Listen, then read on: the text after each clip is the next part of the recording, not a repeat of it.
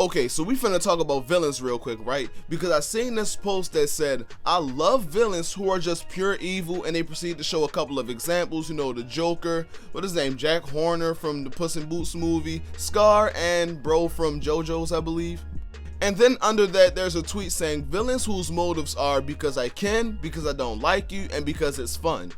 And that post just made me want to ask, do you guys feel like we are starting to get too many sympathetic villains? Whereas like, as of the past, I want to say decade, just about 90% of the villains we've seen, they got tragic backstories and understandable motives. The poster villains for this, I would say, is Tai Lung and Killmonger. Now granted, I know both of these villains aren't from the time frame I mentioned, but you get where I'm going. And like, don't get me wrong, I feel like we all love these kinds of villains, whereas like, there's times where we want to see them win, like maybe in another life, I would like to see you accomplish what you're going for.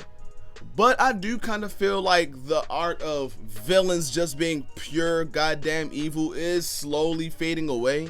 Not saying that there isn't any villains recently who's just been pure evil for the hell of it, but there's not as much as there used to be. Like, I'm gonna be honest, I feel like we need more Z-Brolys in the world. Who doesn't love this monster, this demon, this devil? The things we've seen this man do because of a bit of crying and some unstable power, crazy. Then we got Slade. What the hell was his main big goal or motive? I feel like he was honestly just around to stress out Robin and to an extent the Titans, but mainly Robin.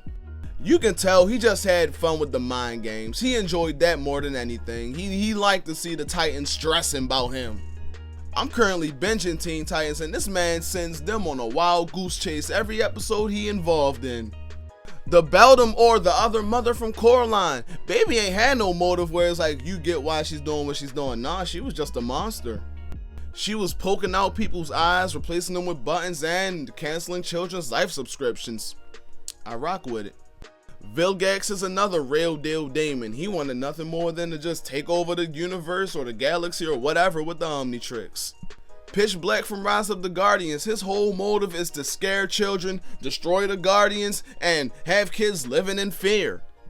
Then you got my favorite comic book villain, Reverse Flash, whose whole motive is to just raise hell for Barry Allen. That's all he wanted to do, nothing else.